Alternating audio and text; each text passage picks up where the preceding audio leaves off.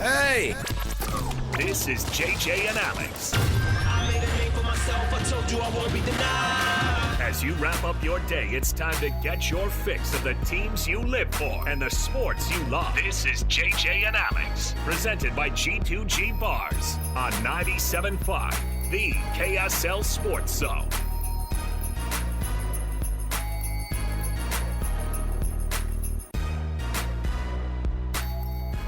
Hey, everybody. Welcome to your Friday. Thanks for being with us right here, 97.5, the KSL Sports Zone. Alex, Kirry, Jeremiah, Jensen.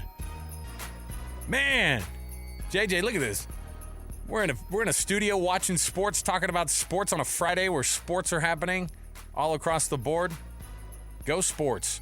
Go hockey. Go basketball. This is a double dipper tonight, you guys. It's a hockey night in Utah. It is a Jazz basketball game. This is one of those nights that Lloyd has got to juggle a lot, but it's a good problem to have. We got lots of teams across lots of signals, and we're going to get you taken care of top to bottom. Hockey tonight, Jazz tonight. Welcome to your Friday, JJ.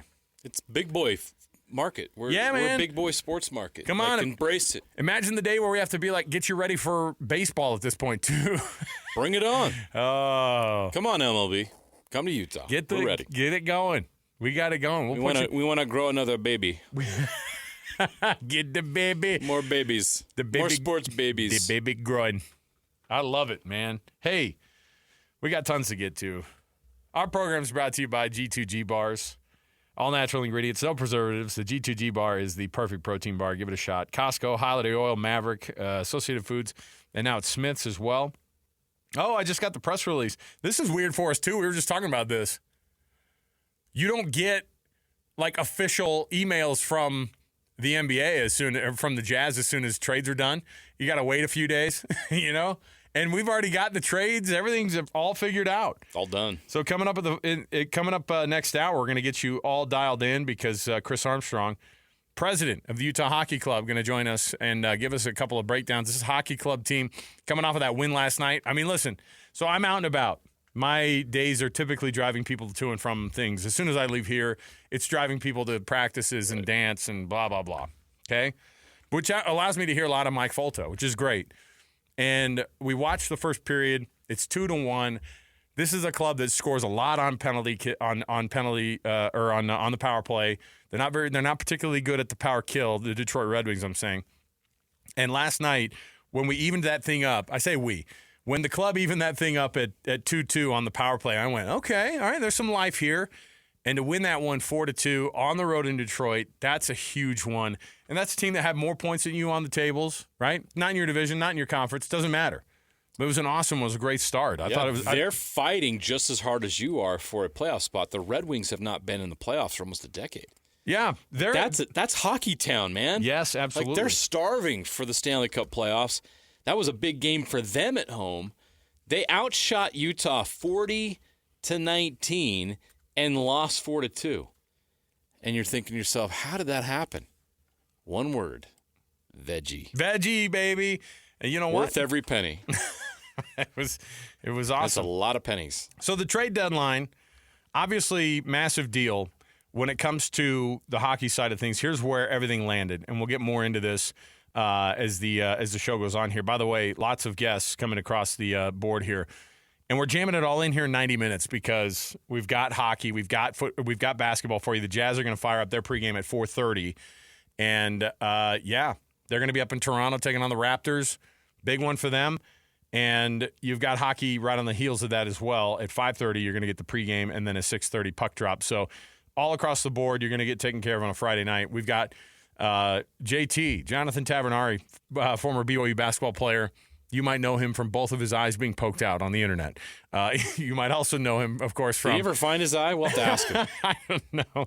I just like, who holds a human head like a bowling ball like that? I mean... I don't know. Jeez. Whoever swept the floor must have found it. That's gross. Gave it back to him. JT is going to join us, give us his thoughts on the rivalry game and all the goings on with this BYU team. And he hits it straight on, man. And we always love having JT on the program. So also, Trevin Knell, BYU Basketball, going to join us, give you some thoughts on this rivalry game that's going to fire off. I told Lloyd today when I was having this conversation with Lloyd, I go, hey, if you're Utah, roll out Alex Jensen at the game tonight. You know, put him on the just have him in the crowd, right behind the bench, breathing down the we're Just going like to be the old days. breathing down the neck of the coaching staff who will no longer be coaching this team after the year. And I thought, well, I don't even know what he's going to do. Is he going to be bagging it? Do you think the Mavericks are going to go, yeah, coach out the rest of the year? I don't know how that works. They did that with Kevin Young, but Phoenix loved Kevin Young. Right now, I don't know what Dallas's deal is. All right, so Well, I think it's interesting because the Mavericks are fading right now. Oh, yeah, they are. I don't think they're going to have a playoff series if things continue the way they are. So I haven't heard or I haven't read what the Mavericks' plan is with him, or if he plans on sticking around until the season's officially over. He's contractually obligated to coach through the end of the year. Right, but do they want him to stick around for the next 3 or 4 months before he just walks away, or do they just go? Or they go, look, man, we saw you took another job. Get out of here. You know what I mean? Like at this point, Nico Harrison, he'll do whatever he wants. Like I feel like this team is in such a weird spot. They might ask him to play at this point. It's getting pretty rough down in Dallas. Oh my goodness! All right, let's kick off the show though. Let's get to some how things shook out from the hockey side of things, and not just the extensions, but also one deal that was made by this hockey club at the trade deadline to be able to clear some space on that cap. I think you're going to see some crazy stuff happen in the offseason. That's what some of these moves mean for this hockey club. So let's get into the cut. We'll jump in right here officially. Let's do it on a Friday. It's time for the biggest story of the day. This is what made the cut with JJ and Alex on 97.5, the KSL Sports Zone. Trajan Wealth brings you this portion of the program. Your trusted local financial fiduciaries in retirement, 801-899-7600, or their website, trajanwealth.com. All right, so obviously the extension of Karel Vejmelka, awesome deal. And last night it paid off.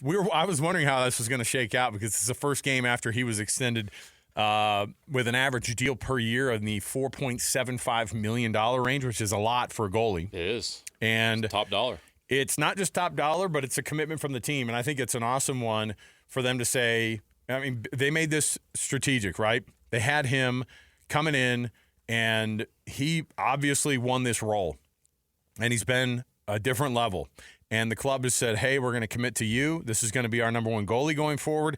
37 saves on 39 shots last night. That's a lot of shots, by the way. Awesome night for him. Clayton Keller gets 300 career assists on the night. The club gets to 65 points. Still 3 points out of that wild card spot because, you know, this game of who wins and who loses, it's like every time Utah wins, the teams in front of them win too. Every time they lose, the teams in front of them lose. It's been staying at that 3 points. I don't know if this club is going to – what did we talk about with Cole Bagley, JJ? It was, you know, you got to get to that 90 – I think 95 is what it's going to need. That's on average. Last year, you needed 98. Right. Was it the Golden Knights? Who was the last team? I think it was the Golden Knights last year. It was a tough. They had 98 points. Yeah, and the West was a tough playoff group last year, and that's a tough one to do. But let's talk about getting to 30 points with 21 games with left? 20 or now 20 or 21 games left. 20 games left. You've got to win between 12 and 14 of those games. And a couple of overtime losses maybe in there that you can add on top of it. But you've got to win out of the next 20. You've got to win 14, 15 to put yourself in that spot.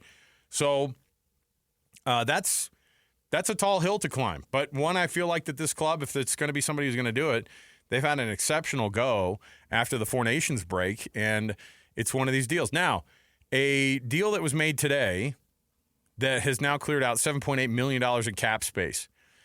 Utah is going to get a 5th-round draft pick next season from the Chicago Blackhawks. Shea Weber's contract heads to Chicago, and they also get Victor Soderstrom and forward Aku Reti. Does that sound right? Yeah. Guys we don't know, but the deal itself was significant because of what, JJ? It clears cap space. Which means? Next summer, Bill Armstrong can have a little bit more fun. Okay. Or at the next trade deadline. I mean, who knows when they can use it whenever they want. Right. But it frees up all that cash to use it. That means this summer is going to be active for this club, right? By the way, it's Aku Rati. Aku Rati. Just think of karate. Karate. Yeah. I got distracted. Akurati, we hardly knew you. What do you mean? So here's the deal. By the way, that's an all-name team right there. We didn't get to hear from him because it was a prospect that we didn't know much about. So bottom line is the club makes these deals, and it clears cap space. And here's what's crazy. I don't know. So, Florida, what's his name? Matthew Tkachuk. Yeah. Out for the rest of the regular season. The craziest thing happened right before, like within minutes of the trade deadline, to see Brad Marchand go from the Bruins. He's the team captain. This would be like Clayton Keller heading down to Florida. Because you know what Florida needed? The Stanley Cup champions? You know what they needed?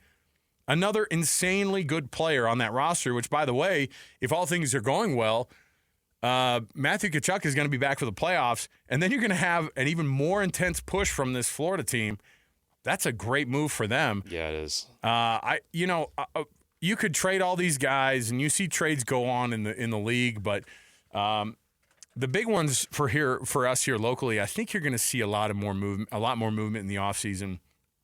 I was having this conversation today with a friend who was like, look, year 4 of the rebuild, like we're not going to have this discussion of this is year 5 of the rebuild. Like, when do you stop saying it's year blank of the rebuild? I think it's now. This is the last time I think we're going to be talking about being in a rebuild. And more you're talking, because when you hear the term rebuild, JJ, what do you think of? You think of like, well, the team's sort of, we're not very good. We're not ready to make the playoffs. Or hold the phone, like be patient with us, right, please. You're sandbagging a little bit. Yeah. So a team that gets at least on the edge of a playoff run, that's what it feels like. But I don't think there's a version of, we're in year 5 of a rebuild. Yeah, we're in year 6 of a rebuild. There's no version of that. At some point, it gets the training wheels come off, so to speak. And I don't think next year you're talking about a rebuild. I think you're talking about a playoff push and a legit one. And if you're in the playoffs in the NHL, if you're in the Stanley Cup playoffs, you got a shot. There's a reason that you're there. And I'm not saying that means that they're going to be cup contenders next year. But what I will say is just based off of this group that they've re-signed and off of the group that they've extended and off of this group that they have right now and the possibility of making a couple of extra adds during the offseason, I think next year is the one where we're going to look at it and go, okay, it needs to be a playoff year. I don't know. Maybe that's me being aggressive. No, next year's go time. You've already built this for 4 years. You've got the young talent. You're making the push right now. Is it 50-50 they get in this year? I think that's probably accurate because they're 3 points out right now. Anything can happen here, and they're finally healthy. They're playing really good hockey. That win last night was really nice. Yep. To be able to go into Detroit, a team that was fighting just as hard as you were, who was up 2-1 early, you fight back and you play the way you did. Vejmelka is a wall, man. 40 shots, he stopped 38 of them. I mean, they had no business winning that game, getting outshot 40-19. But they did, and they were the better team. There's a good chance they make it this year. Why not go all in next year and use some of that cap space? You still have all these guys on you got Gunther locked up, Cooley's locked up. You got all these guys, and now you got your goalie locked up. You know who you are. Go get that big piece in the offseason. I don't know who that is right now. I mean, maybe they were tempted with Rantanen out there, but weren't willing to pay the price. Plus, the timeline doesn't really match. He's on the second half of his career. I don't know that he was in a position where this was the right fit for him or Utah Hockey Club.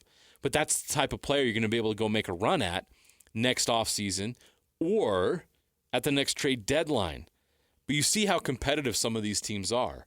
As a market, as a fan base, as the media, we're really diving into our first NHL trade deadline, and you see just how willing some of these big-name teams are willing to go in on some of these big-name players. For Dallas to go all in on Rantanen, wow! I mean, they're all in. They're trying to win the cup. They've been so close for so many years now. They're all in. Florida wants to make it 2 in a row. They go out and get Seth Jones, and then they make the trade to get Marchand. They're all in. You see what it takes to be the best in the NHL to go win a cup. You got to be all in. Utah Hockey Club's not there yet, but they're setting the stage for that, and they're going to have the cap space and the picks and the prospects to go do whatever they want coming up. And I really like the way they handled this deadline.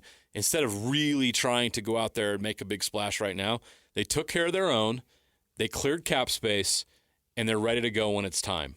But for now, they got a nice team that's about ready to make a breakthrough and it has a 50-50 chance to do so here in the next month. It's exciting to be a part of this if you're a fan of Utah Hockey Club, because they're doing things the right way and they're moving in the right direction. Everything that they're doing right now points to being a winning franchise for years to come. So tonight, you go to Chicago at the United Center.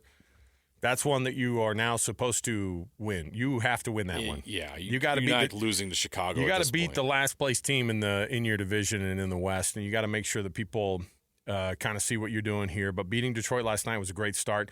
Now you're talking about a division team that you're taking on, and you got to go at these guys. You got to get the win. I know it's a back-to-back. This team's been answering the call, so we'll see, and they've been really good on the road as well. So we'll see how this one shakes out. This is a team that has got a lot going right now. Everybody seems to be winning in front of them. And it's going to happen. You're trying if you're trying to get a Stanley Cup playoff spot, all the other teams are fighting just as hard as you, and they're good. Calgary's good. Vancouver's good. St. Louis is good, and guess who's knocking on the door? Anaheim. The Ducks are a good young team. They're in a similar position as the Utah Hockey Club in a rebuild. They are right in the mix as well. All these teams are going to win a lot. So who's going to win more? That's what's going to separate it. But it sucked last night because you're watching and you're hoping that Calgary loses. They get into overtime. You're like, dang it, they get a point. Right, at least they get a point. But hey, the Stars helped them out and only made it a point instead of 2. So that actually helped out Utah Hockey Club quite a bit because they have now the same amount of games played, and they're right there, 3 points back. There's plenty of time to make this happen. This team just needs to continue to do what they're doing right now, which is play great hockey. They're back a point on the Blues, and obviously, if you're looking at the Canucks and the Flames, they're right there. So you've got 65 points for Utah, 67 for the Canucks, 68 for the Flames, and that's those are the three that are pretty much in the hunt for those wild card spots there in the West. All right, let's do this. We've got a huge rest of the show here to get to you. We've only got an hour now after this segment to be able to get to you ready for the Utah Jazz tonight, tipping off against the Toronto Raptors there in Toronto. We'll get you an update on the injury report, what that looks like going into this one as well. Jonathan Tavernari is going to join us next. We've got tons going on in the show. Top of next hour, Utah Hockey Club president Chris Armstrong. Right after him, immediately following Chris Armstrong, we're going to get Trevin Knell, BYU Basketball. Get you ready for this rivalry game tomorrow between Utah and BYU. Stay right here. More to go right around the corner, 97.5, the KSL Sports Zone. Accessing. When TV and radio collide. Love it. Wow. This is what you get. You're listening to JJ and Alex, presented by G2G Bars. Don't touch that dial. On 97.5, the KSL Sports Zone. All right, everybody, welcome back. JJ and Alex, 97.5, the KSL Sports Zone. Alex Kirry, Jeremiah Jensen. Happy Friday to you. We've got all sorts of things going. Coming up at the 4 o'clock hour, it's going to be a traffic jam of awesome guests. Chris Armstrong, Utah Hockey Club team president, is going to be joining us. That's going to be like right at the 4 o'clock hour. He's going to give us some insights. The team's on the road. They're obviously playing Chicago tonight. And so our normal conversation with Bear Tourney, I thought it was rude. He couldn't carve out some time while he was right before he was going to talk to the team in the locker room to get ready for Chicago. Thought it was rude that Bear didn't want to take some time with us on a Friday game day 5 minutes before the puck drop. Get Coach on with us. Get it. He's like, yeah, why'd you guys call me? We're like, just want to ask how you feeling, Coach. How's this game going to go? It's like, quit bothering me. So Chris Armstrong is going to walk us through a little bit of what that looked like. And then BYU Basketball's Trevin Knell going to join us also in the 4 o'clock hour to get you ready for BYU and Utah tomorrow. Speaking of BYU and Utah, he's played in a few of these matchups over his career. Jonathan Tavernari, former Mountain West Sixth Man of the Year, former Freshman of the Year in the same conference. Welcome to the program, JT. Thanks for being with us on the show. And, man, this is a fun time to cover this team. Man, it is. I mean, is there ever a fun time not to cover BYU? I mean, I know I'm biased I'm a little bit biased, but this team especially has made a phenomenal turnaround from pretty much, as soon as conference started. I don't know if you remember last year, the whole season was a vibe with BYU just because the way they started the non-conference schedule and then rolling up and number one net ranking team in the country, and then this year was a little bit sluggish started. Kevin Young had to get his feet wet a little bit, but man, once they got going, how much fun have they been lately? Yeah, let's dig into the specifics, JT, on this turnaround, because I sat there and watched the Providence game, watched BYU lose by 20. They looked terrible. I'm thinking, I don't know, man. This might take a year or two to get this to work.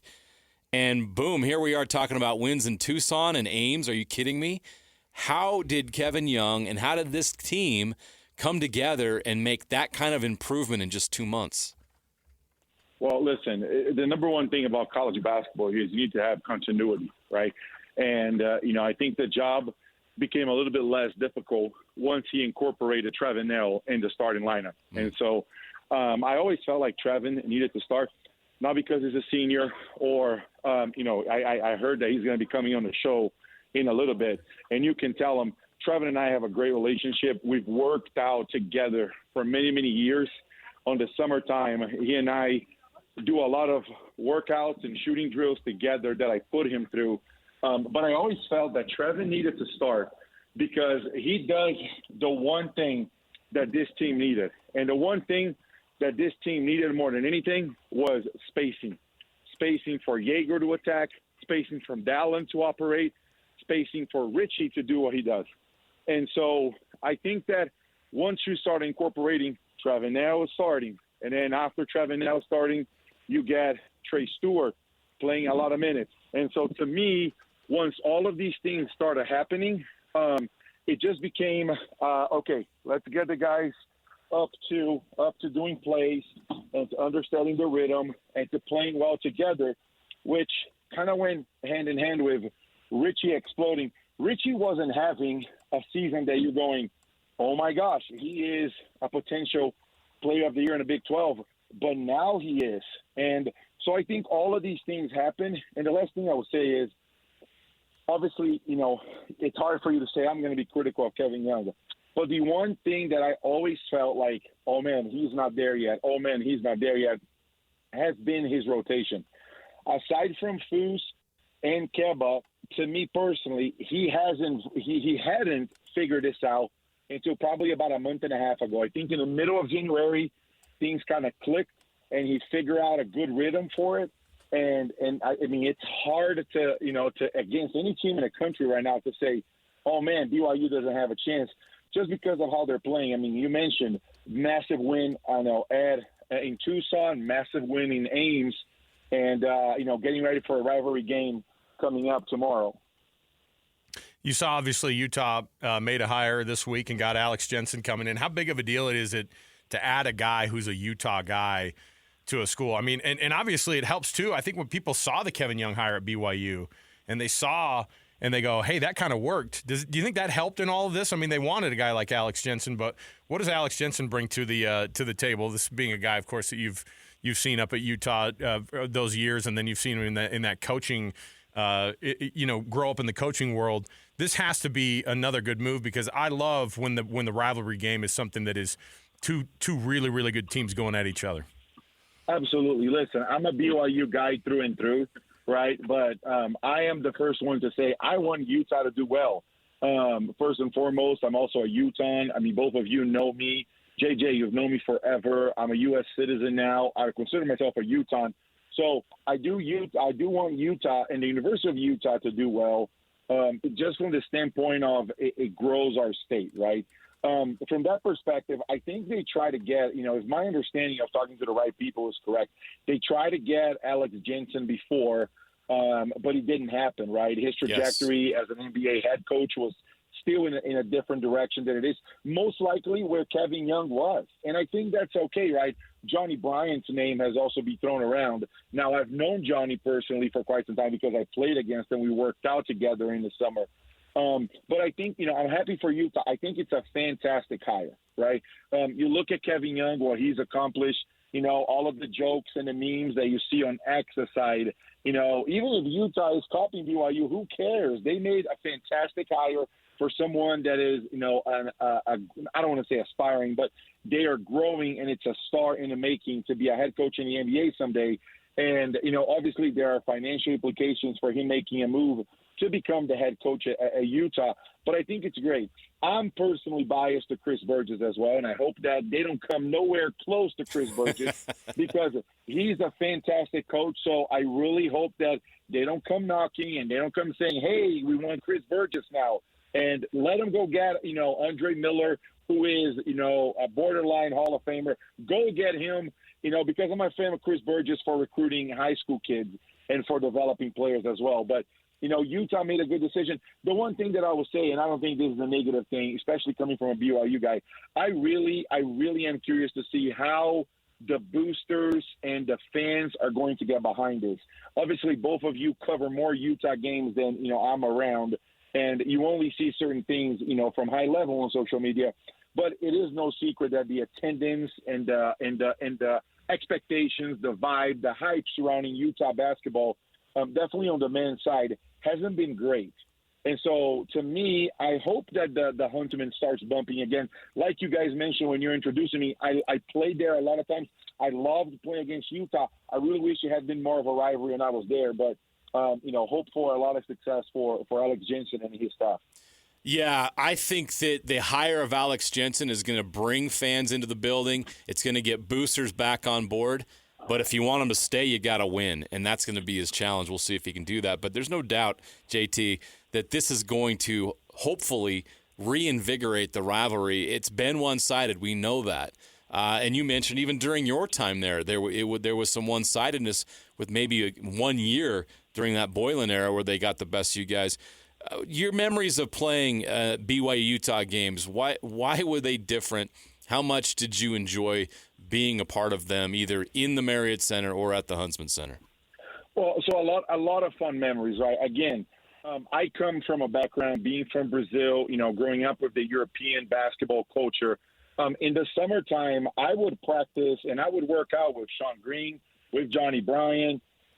Tim Drisden was always there, and then Kyle Kuzma was always around, especially when I was a pro in Europe. And so not necessarily the animosity that everybody thinks about and that you see on social media.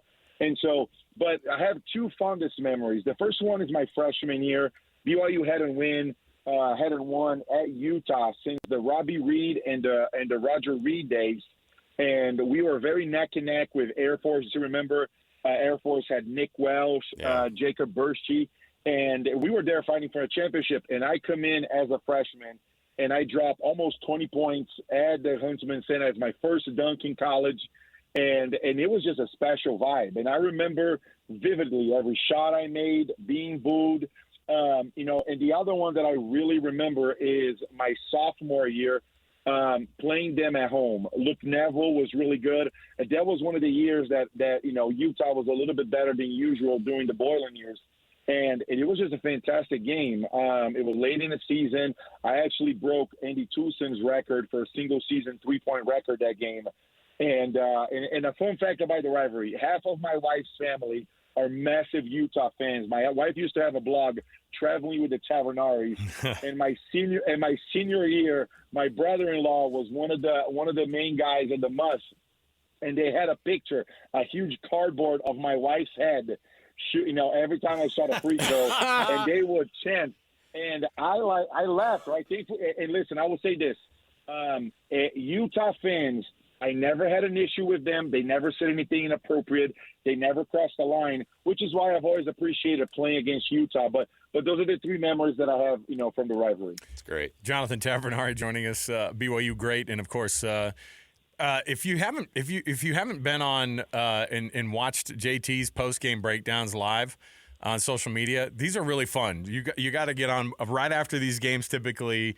And you're doing BYU TV now as well. So you gotta listen. You're busy, man. You're kind of big time. I'm glad you came on the program with us. I'm just saying, look, this was it's massive to be able to get those types of breakdowns. But let's get a pre-game breakdown then about this rivalry game tomorrow. Utah comes in with very different designs now and a very different attitude because of losing their coach partway through the season, and then having to figure that thing out. But certainly.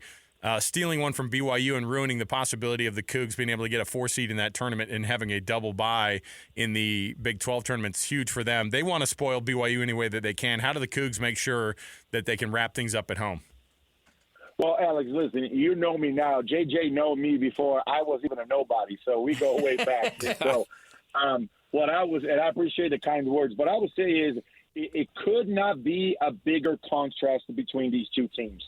BYU has all the pressure to win tomorrow for a lot of different reasons. They've already locked in the 4th seed in the Big 12 tournament. However, you want to have momentum. I mean, both of you know this much better than I do, that you want to go and you want to go to the conference tournament on a good momentum, on a good rhythm, and a win does that because BYU is going to have a bye. A double bye for that matter. And so they're going to play a team that most likely already played 1 or 2 games, which is not the best scenario, especially if that team turns out to be Iowa State, right? That they just had, a bloodbath and just throwing haymakers back and forth to each other. And then on the other side, you have Utah, who is a little bit of no man's land. And I don't mean that with disrespect, but Craig Smith was fired a year earlier, mainly because you can finally get Alex Jensen. I get it. No knock on Craig. Props to Alex, but I think that's just the reality of it. So the pressure is totally on BYU. The last time that these teams played, I personally didn't think BYU was going to struggle as much as they did. Credit to Utah. Utah came and they gave BYU all of the chances to win. But at the end of the day, Utah made more plays than BYU did. I was fairly critical of Hunter Erickson throughout his career. I thought that he could be a whole lot better than he actually turned out to be. But that's because you both remember, Hunter was a big-time high school player. My goodness, Hunter was incredible in high school, and so I expected a lot of him. But Hunter Erickson came through on that game, and he delivered the final punches that broke the game open. And so, to me, it's a tale of two stories. Utah has no pressure. Come one may and love it. Whatever happens, it's going to be a positive for Utah. The Alex Jensen's news trumps everything that this team can do, aside from winning the Big 12 tournament, which is probably not likely. And then you got BYU. They're ranked. They're number 18 in the country, double bye, poised to make a run in the Big 12 tournament and the NCAA tournament. And so, it's going to be an entertaining game. It's senior night. Emotions run high, and also a rivalry game. So it's going to be a good one in Provo tomorrow night, boys.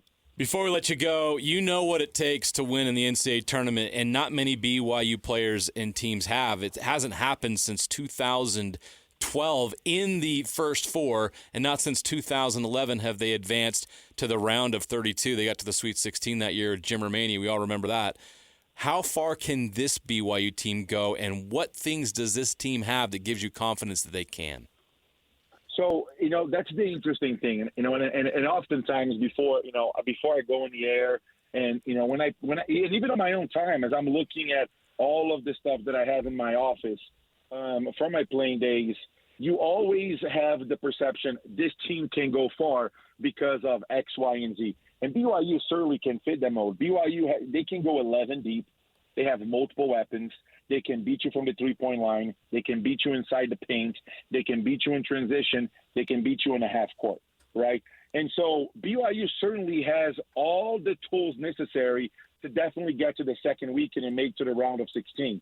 But as you guys know this, really well, anything can happen. Look at Kentucky last year, which started a domino fall that got, Calipari to Arkansas and Mark Pope to Lexington. And so BYU certainly has what it takes in terms of they have an outside game. BYU has, usually they have been a live and die by the three. But against West Virginia a couple of weeks ago, they were able to pound the ball inside to Foose, who's a very underrated player. And so, again, if you look at the paper, the way BYU is playing right now, they are as hot in the country as anybody. They have the second longest winning streak in the country with seven games in a row. I think the longest one is 9. I saw the other day. I don't remember who it is.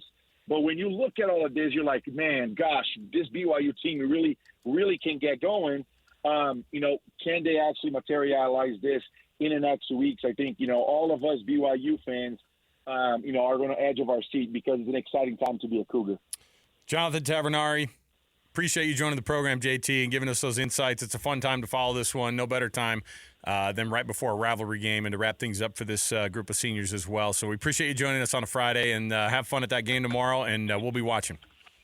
Hey, I appreciate you guys, and I hope you guys have a great rest of your day and a good weekend, boys. All right, absolutely. Thanks, JT. We'll do it again soon. Jonathan Tavernari. Let's take a break. We got so much going on. Top of the hour, Chris Armstrong, Utah Hockey Club president. He's going to join us in just a few minutes. And then Trevin Knell, BYU Basketball. He's going to join us next hour as well. So stay right here. More to go, 97.5 the KSL Sports Zone. Ladies and gentlemen, the biggest name. You're locked into JJ and Alex, with the insight and analysis on the teams you can't live without. Presented by G2G Bars. This is 97.5, the KSL Sports Zone. Hey, you can win big every Wednesday right here on the KSL Sports Zone. The way you do it, you just tune in. Win Ticket Wednesdays are of many, many years of lore. People have won many, many tickets. Thousands.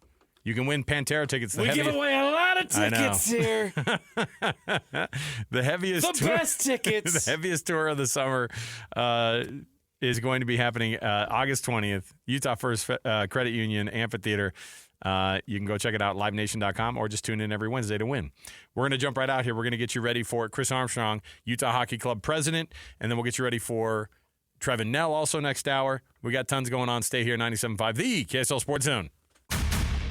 Your home for the best coverage of the Jazz, Utes, and Cougars is right here on the Zone. This is JJ and Alex, presented by G2G Bars on 97.5, the KSL Sports Zone. Welcome on in, everybody. JJ and Alex, 97.5, the KSL Sports Zone. Alex, Kirry, Jeremiah, Jensen, thanks for being with us. We have a hefty schedule the rest of the day right here on the KSL Sports Zone. What do we have for you? Well, this is the radio home of the Utah Jazz and the radio home of the Utah Hockey Club. You know what that means? Tons going on tonight because you've got Jazz in Toronto. You've got the Hockey Club in Chicago. That's a big Division I. And you're going to hear it all right here or stream it at KSLSports.com. So many ways for you to be able to dip in and get the best sports coverage right here for both the Jazz and the Hockey Club. Our program brought to you by G2G Bars. All natural ingredients and no preservatives make the G2G Bar the perfect protein bar. Let's jump in right now with the president of the Utah Hockey Club. He's Chris Armstrong joining us on the program. Busy schedule, obviously, because of the trade deadline today and just all the things going on with this team. Chris, thanks for being with us today. Great to be with you guys. I actually just finished a G2G bar, matter of fact. So there you go. Right on brand. So you're fueled and ready to go for this interview. It needs a cup of milk sometimes afterward. It'll get you, but I love them, man. They're awesome. Good fuel. They're a great partner of ours too. Yeah, it's a great product. That's awesome. Let's talk about today, man. I mean, look, some trades happen. We're just like flabbergasted because we're so used to the NBA trade deadline that brings you a lot of rumors and a lot of like sources say, and this is happening, and you could see this maybe, and deals that have been done, but teams will never verify what's going on until a couple days get into the works. And you guys already sent the list out. Everything's there. Let's start first with the extensions that happened a couple of days ago. How big of a deal is it to be able to extend the guys that were on that list? You think about your Alex Kerfoots, think about Ian Cole, obviously the big one with Veggie coming back for a long-term deal. That's a huge one. When you guys make these deals, how thoughtful were you in being able to make sure that those guys knew you wanted them to be a part of that future? Yeah, I think very important, and I think it sets the tone for the week and sort of what we see unfolding as far as our group is concerned. Those are important pieces for us. Veggie's a backstop has been a huge part of our success this year. Alex Kerfoot has played an instrumental role right from the transition of the majority of the group to Utah and being a leadership voice through that process and managing the interests of the players.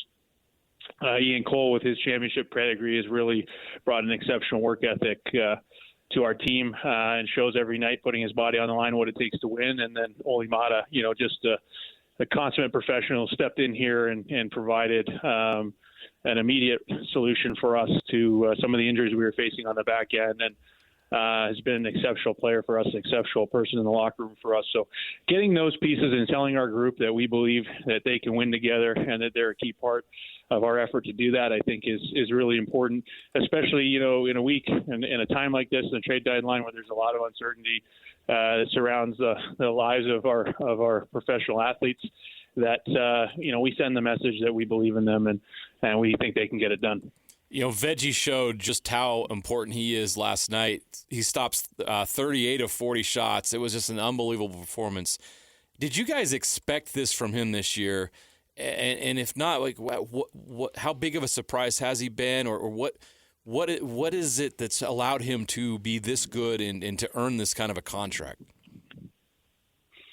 Yeah, Veggie's work ethic, his confident demeanor.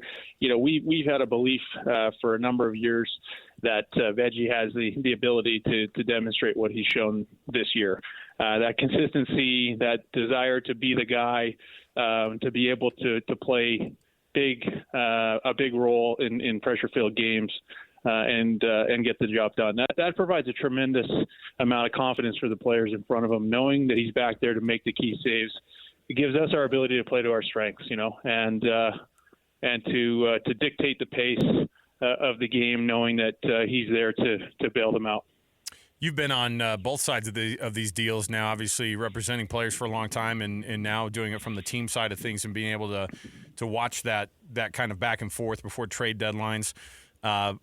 Today's move, where you guys are looking at things and you say, okay, we're going to make some cap space here, and you get some names shifting around, but at the same time, it's really about making sure that you guys are living in that cap space. And how big of a deal is it to make what a lot of people consider minor deals, but for you guys, you go, this is all part of the setup? Yeah, absolutely. It was a great opportunity for us to free up some additional flexibility. One of the things that we have and came into even this trade deadline and we'll enter the offseason with is the flexibility to consider every and all possibilities to improve our team. And that's a very fortunate position to be in, to have that kind of flexibility when you're building something, to be able to truly look at everything. And the move today was just another example of trying to give ourselves additional flexibility so we can go into free agency, we can go into the offseason and look at any and all possibilities to improve our team and know that we have the assets and the flexibility from a financial standpoint to review those things carefully. This team's making a great push for the playoffs now. They're right there, just 3 points out of the wild card as we speak right now. Last night's win was huge in that quest. How much confidence is this group gaining right now? You're watching it from your seat. What are you witnessing with this team that's giving you the belief that this team can make that run?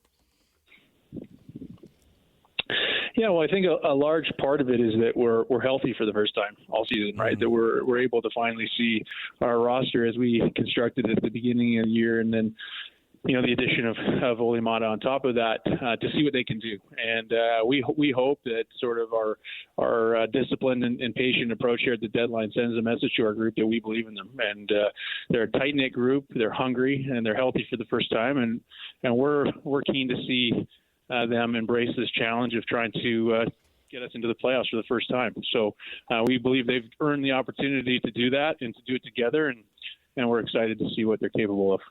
Chris, last time we had you in studio and we chatted with you in person, it was we were having this conversation about team mascot names, and obviously that's been probably a fun and slash very difficult / very stressful thing for you guys. Where are we at right now, and where can fans kind of expect to see kind of how they're going to know what this team is going to be named in the future? And how did you guys like the process of doing the polling there live inside those games?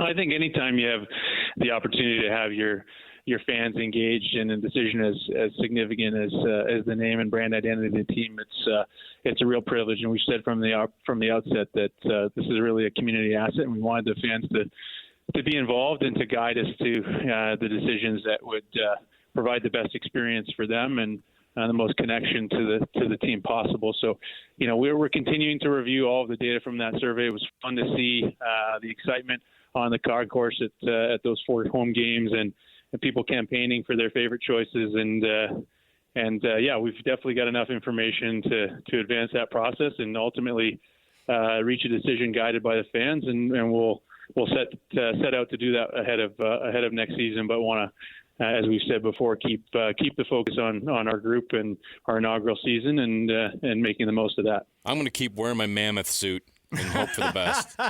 I keep getting tusks up. We know what you voted for then. Yeah. I keep getting tusks up like tweets. I get people that are like flashing their outlaw pistols and stuff. I'm like, you guys, we got a long way still to go here, but it's been fun. The great thing though, Chris, is people right now don't care what the team's called. Everybody is loving this experience and grateful to have NHL hockey in the state. Everyone's loving this experience right now. The passion and excitement and engagement that we've experienced around the team is really really overwhelming in the best way possible. I think being someone who moved here less than a year ago, I've been absolutely blown away by how we've been embraced and supported, and I just think it gives you a tremendous sense of energy and motivation to deliver for our fans and for this community the way they've treated us since day one. Chris Armstrong, president of ops for this Utah Hockey Club, and we are so excited to have him on the program today on a Friday, getting ready for the hockey club coming up. You're going to get a 5:30 pre and a 6:30 puck drop. It's a big one in Chicago tonight. Chris, we appreciate it. Thanks again, and we'll chat with you. JJ, Alex, thank you very much. Enjoy the game tonight, and we'll try to get you another 2 points. There you go. Thanks, Chris. I love it. Doesn't it help that the hockey team is, it's just, they're good, and right now they're hitting a stride. Feels good. I think everyone would still be like, they get it if they were like the Sharks right now. Yeah. You know what I mean? The bottom of the standings. But they're right in the thick of a Stanley Cup playoff race. Can you imagine? Not even winning a playoff round, but actually having Stanley Cup playoff games here year one. Settle down. My goodness. I will settle down. I won't speak of it again because I don't want to jinx it. But I love it. They're right there. They're 3 points out. It can happen. So as we shift here our focus to some and by the way, if you needed some anecdotal evidence on whether or not the fans are excited, I walked my 10-year-old who was having a birthday right through the line at the team store, during, I think, first intermission, the other night. I mean, and here we all are, zombies walking up to that checkout there at the iPad. I say zombies, but I mean, we knew what we were getting into, right? But it was just, we're walking up there going, I will take all of it. What do you have? Take my money. What are you doing? Like, here, what do you need? What do you need? I know the economy's weird out there, but priorities. Hey, we're going to need this. And we got him one of those youth jerseys because we couldn't afford the full one for me. They're not cheap. The stitch ones. Ooh, oh my gosh, $275. But you know what I'm saying? Like, they're nice though. You're going through the line, and I was just like, dude. And he's like, it's a little big. I go, that's the way it's supposed to be. The long It's arm. a hockey sweater, it's a hockey sweater, man. It's got to be long. It's got to be there. Let's shift gears a little bit. We appreciate Chris taking some time before this matchup tonight with Chicago and the hockey club. Our cut is always brought to you by Doug Smith Family of Dealerships. An amazing selection of Kia, Subaru, Chevy, Jeep, Dodge, or Ram. It's all found at the Family of Dealerships down there in Utah County, American Fork, Spanish Fork, and now in Linden. And, of course, like we said, the Doug Smith Mitsubishi is now the newest member of that family as well. JJ, I've got a couple things. I don't want real lists. ChatGTP fed me a college top 25. This is very different from what? way. This is different from a way too early. This list. Isn't the AP. This is This is some robot. This is the robot. Okay. Oh boy, it's the most important robot on the planet. AI. ChatGPT delivered a top 25 of college basketball programs right now. I think it's. Oh no! Sorry, it's for the football season. Oh, this is a way too early list. And I just assumed that BYU. This is a basketball one because BYU was high. You know what ChatGPT has for the basketball team? Don't do this for to the BYU team? Nation. Don't do it. Hey, football team. Don't do it. ChatGPT, the most important robot on the planet, says you're the number 9 team in the country. Wow. Yeah, top 10, according to the robots. According to our robot overlords, the football team's top 25. Now, the basketball team is, over the last 3 weeks, has the best ranking that is. They've moved up in all the rankings, obviously, and right now they're Line, according to Joe Lunardi's bracketology, has them in the same bracket as number 2 Alabama. So they move from that 8 seed, all right? And they would be playing on that side of the bracket over there against Alabama. Well, if they win that first round and Alabama wins that first round, they'd be taking on the number 2 seed Alabama. Now, if they were to win that game, guess who's on the top part of that bracket at the number 3 seed? Iowa State. Interesting. How about a rematch in the Sweet? They could play each other 3 times? 4. They play each other twice in the regular season. Maybe they match up somewhere in the Big 12 championship game. The Big 12 championship tournament. Well, they only played once this year. Oh yeah, that's right. It was the only one in it. Last year they played twice. Yeah, that's right. So this year, it's likely that Iowa State's going to be the 5 seed. BYU's locked into that 4. That could be the quarterfinal matchup. Yep. We could get a rematch next week. And, all that's possible. And then you're looking at, okay, would they play Iowa State? If they were able to win that one, then they'd have to play Houston. Then they have to play the winner of Arizona and Texas Tech. Like, this is the Big 12. It's hard. But BYU's proven that they belong. It's pretty great. Joining us on the program right now, he, of course, hoops for the BYU basketball team. He is Trevin Knell on the show here with us. Trevin, thanks for being with us a day before this rivalry game. How you guys feeling, man, after that trip back from Iowa State? Well, first of all, we're glad to be home. It was a crazy, trip, super fun, crazy atmosphere. But again, super grateful to be home. Excited for tomorrow and what the rivalry brings. Before we get into hoops, I'm dying to know what you would do during a blizzard in Ames, Iowa. How do you pass the time during that period? Well, for us, we stayed up super late, kind of like me and Trey actually talked a ton just about senior night, just how grateful we are for the time we've been able to have at BYU. And then the next day we got breakfast, did a pool workout, got some shots up, and then just kind of laid around. There's not a lot to do, so shout out to all the fans that were there at the Iowa State game for sure. We're old, Trevin, so we remember how good of a career you had in high school at Woods Cross and how awesome of a go you had there. And I can't believe we're already getting to the end of your career as a grad student and a final time to be able to lace them up at the Marriott Center. How does that feel now that you're 24 hours away plus and being able to get ready for that? And how much have you put thought into that and just trying to enjoy that moment on top of the fact that you guys need a big win tomorrow? Yeah, like Coach talks a ton about, like, hey, they got us at their place, like, we got to bring it. I think a lot of, like, practice today was electric. I feel like it was one of our best practices today. So I feel like everybody's locked in, but it's just crazy. I remember my freshman year, and Yoli came up to me, he's like, hey, just, like, enjoy every game because, like, the season's going by quick, and sooner or later you're going to be a senior. And I was like, dude, there's no way, like, that's going to be forever away. And literally, like you said, we're like a little bit more than 24 hours away from my senior night, my last time playing in the Marriott Center. So there's a lot of emotions, but for all of us seniors, we're just kind of going it by hour and just kind of stay present because we have a huge game, ahead.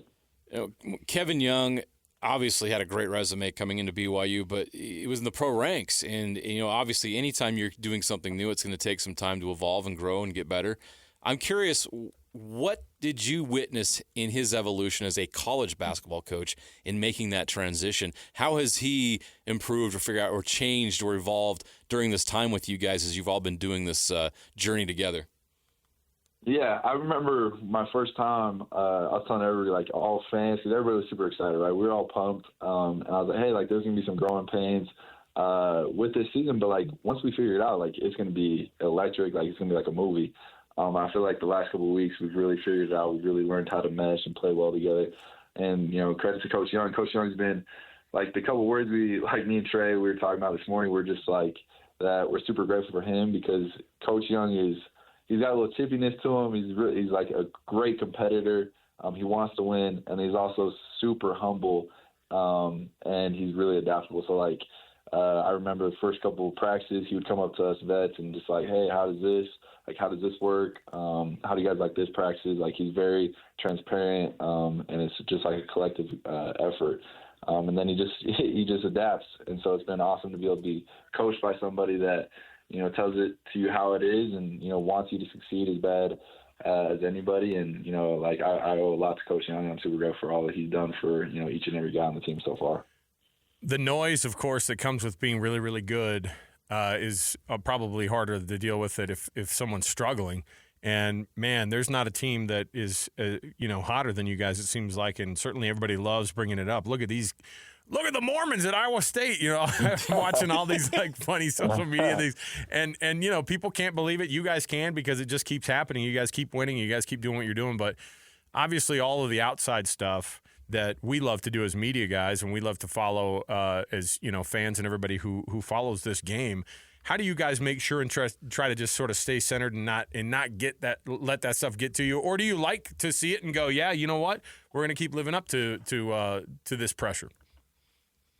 Yeah, I mean, it's just crazy. A couple of weeks ago, we were on the bubble. We were on the outside looking in, and so it's been just awesome to see the collective group effort. I remember a couple, like a month ago or so, we had a players-only meeting, and we just talked about what we want out of the season, and we came down to 3 things that we need to just focus on every single game, and it was, play for your brother, have joy in the gym, and be present. And then kind of the motto for our team right now is play harder than the guy in front of you. So, you add all those things up, and you start stacking days, and everything kind of starts falling into place. So it's not like a lot of people are like, oh, wow, they did this. It's a miracle. I think it's just from us every single day bringing it. And when you do that, karma is a good thing. So I feel like we've just been bringing it every single day, and we're playing well together. We have so much joy for each other. I look back to the alley-oop that Trey threw to Dallin at the Iowa State, and everybody talks about Dallin's dunk, which is absolutely amazing. Shout out to him. But you see Trey's face as soon as he throws it, and his face just lights up. And Jaegor's doing a crazy flex in the background. The bench is going crazy. So, we have so much joy for each other. And I think that really helps us, to get over the hump and close out close games. I woke up to some very disappointing news today that Dallin Hall has shaved the mustache. I guess he's not superstitious. Doesn't he know you guys are on a 7-game streak while he's had that on his face? I already gave him crap. We said nobody wanted you to shave it. He got a haircut, too. I was like, what are you doing? Yeah. But Dallin likes to – he even told me today, he's like, hey, I don't like superstitious stuff. So whenever something happens like that, he immediately changes stuff up. But yeah, Dallin's a great competitor. Super glad he's able to have an electric game. I wanted to ask you, this is you guys are having fun, and it can be tough because you guys are having fun, but some of you guys have had to make some sacrifices in order to make this happen. Like Dallin Hall's good enough to start anywhere, and he's coming off the bench. You know what I mean? Like Foose is coming off the bench. These are guys that could be big-time stars somewhere else, and they're accepting whatever role it is. Why has this team been so willing to accept whatever role has been asked of you guys? Yeah, I mean, just goes back to what we want out of the season. Like, we want to win championships, and we want to, make the tournament, go far in the tournament. And when something happens like that, when Dallin ended up not starting or Foose not starting, it wasn't like, oh, I hate the coaches or I hate, Trevin or Kaba, it was just, hey, all right, coach wants me to do this. I'm going to do it as hard as I can because that's going to help us win. And so right now, there's no agenda at all on this team. If Trey's one of the perfect examples, he doesn't play almost the whole year, and now he's asked to come in and guard, their best player. Even Iowa State, he had to guard the game-winning shot for, Momcilovic. So, all these guys, they just do exactly what they're told, and everybody's prepared. I remember the Arizona game, coach talked to the guys that were in, and none of us were like, oh, I hope we win. It was like, yeah, we're going to go win because we've done this in practice. We've stacked days. We've done all this stuff. And then same exact scenario, just on the defensive end, we have our defensive guys in there, and nobody was, nervous. Nobody was like, oh, I hope they don't make a shot. It was just, hey, let's go handle business. And so I think that's just the whole thing about staying present and being ready to go when your number's called. Trevin Knell, BYU guard, going to be honored tomorrow on senior night. Of course, BYU versus Utah at the Marriott Center. Trevin, thanks for taking some time today, man. Good luck tomorrow night. Hey, I appreciate you. And I'm going to say it again. There's going to be a lot of honors coming out in a couple, weeks. And I feel like, with Richie should be an honored, first-team guy. And even Coach Young, he should be Coach of the Year just with how well he's done with us. And I have a huge respect for him. So, I feel like Cougar Nation needs to get behind that. Everybody needs to be behind that because, it takes a lot of sacrifice and it just shows, what really happens when the lights aren't on. So appreciate you guys and for having me, and go Cougs, baby. Thanks, Trevin. Trevin, I agree with him. Can they vote somewhere?